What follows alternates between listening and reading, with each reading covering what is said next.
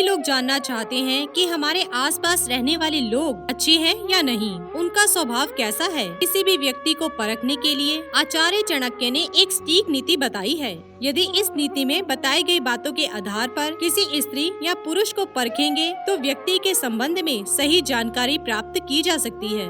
आचार्य चाणक्य जी कहते हैं, जिस तरह सोने को परखने के लिए हमें 4 काम करने चाहिए। ये 4 काम है: सोने को रगड़ना चाहिए, काट कर देखना चाहिए, आग में तपाकर परखना चाहिए और सोने को पीट कर परख की जाती है। ये 4 काम करने के बाद ही शुद्ध सोने की परख की जा सकती है। यदि सोने में मिलावट होगी तो इन 4 कामों में से वह सामने आ जाती है। इसी तरह दोस्तों, इंसानों को परखने के लिए आचार्य चाणक्य ने इन 4 बातों को बताया है। इन बातों के आधार पर व्यक्ति की अच्छाई और बुराई सामने आ सकती है। आचार्य चाणक्य जी कहते हैं कि किसी भी इंसान को परखने के लिए सबसे पहले उसकी त्याग क्षमता देखनी चाहिए।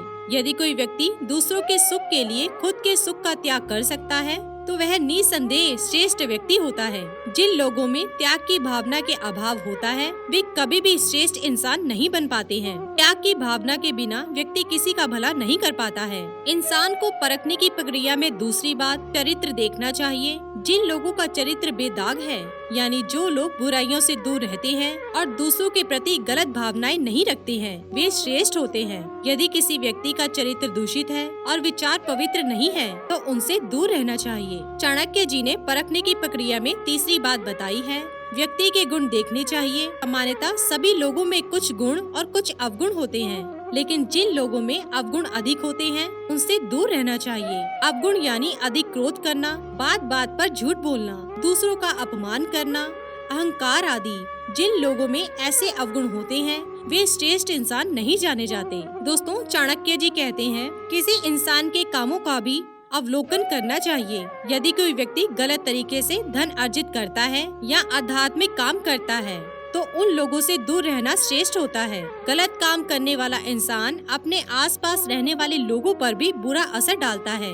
साथ ही ऐसे लोगों की मित्रता के कारण हम भी फंस सकते हैं। इसलिए दोस्तों, इनसे हमेशा ही दूर रहना चाहिए। आचार्य चाणक्य जी अपनी एक नीति में कहते हैं, यदि किसी व्यक्ति के मन में काम भाव जाग गया तो उसे नींद नहीं आती।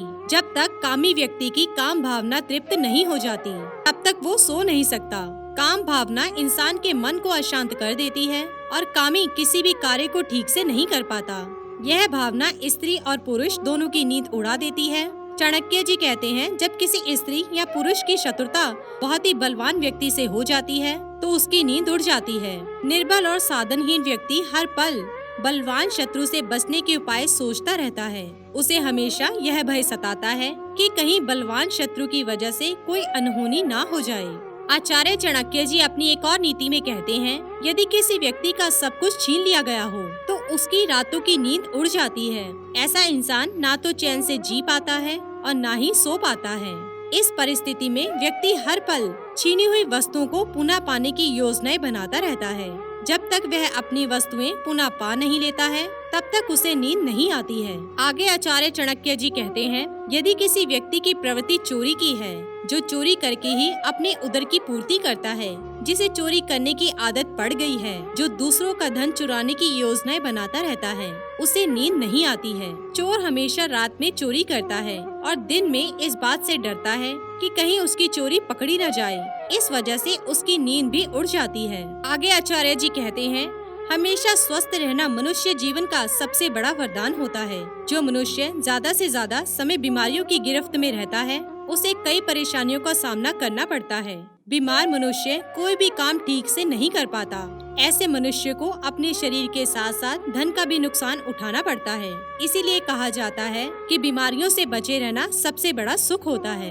दोस्तों, मनुष्य को अपनी आय के अनुसार ही अपनी इच्छा रखनी चाहिए। कई लोगों का मन वश में नहीं होता। वे अपनी इच्छाओं को पूरा करने के लिए दूसरों से उधार लेते हैं। दूसरों से पैसे उधार लेकर पाई गई सुविधाएं कभी सुख नहीं देती।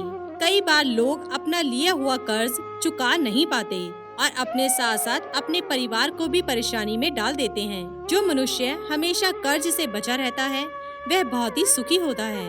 दोस्तों, कई कारणों से लोग अपना देश छोड़कर किसी और देश में रहने लगते हैं। ऐसा करने का कारण चाहे जो भी हो, लेकिन अपने देश में रहने का जो सुख है वह कहीं और नहीं मिल सकता। जो मनुष्य अपना पूरा जीवन अपने लोग और अपने देश में बिताता है वह बहुत ही सुखी होता है। आगे आचार्य चाणक्य जी कहते हैं, जो मनुष्य अच्छे और विद्वान लोगों से दोस्ती रखता है, उनके साथ अपना समय बिताता है, वह बहुत ही सुखी माना जाता है। बुरे लोगों की संगति का परिणाम भी बुरा ही होता है। जो मनुष्य दुष्ट और हिंसक लोगों के साथ मेल मिलाप रखता है, उसे आगे चलकर कई परेशानियों का सामना करना पड़ता है।